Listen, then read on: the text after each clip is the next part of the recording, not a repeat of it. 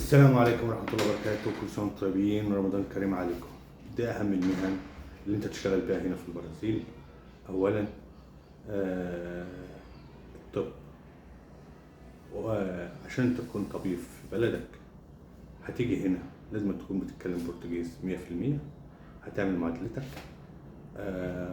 هتبقى نظري وعملي، ولازم تنجح في الاختبار العملي والنظري. ف دي بخصوص الطب، سواء طب أسنان، طب بشري، أيا كان نوع يعني. فأنت لازم تجتاز الاختبارات وتشتغل إن شاء الله.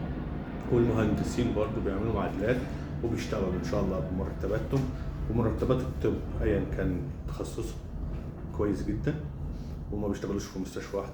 ده بسم الله ما شاء الله بيخرج من المستشفى بيدخل في مستشفى، فدي هيعيش كويس وهيمسك فلوس كويسة. تمام.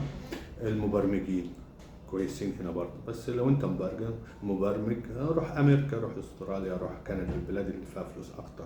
تمام.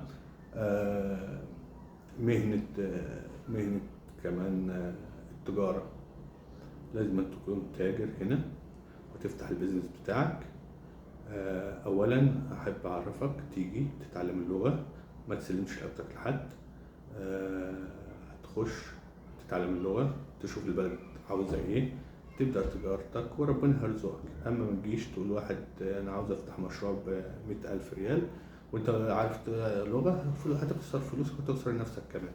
فالمهن المطلوبة محدودة، اللي بتعرف تمسك فيها فلوس. لما تيجي تشتغل عند الخلق صدقني يا دوب هتاكل وتشرب، او ما لهوش هيقضي كمان ايجارك واكلك وشربك. فهنا الشغل الحر والتجارة والطب والهندسة والمبرمجين دول اللي بيمسكوا فلوس. غير كده كل سنة وانت طيب، هتضيع سنين عمرك على الفاضي. سلام.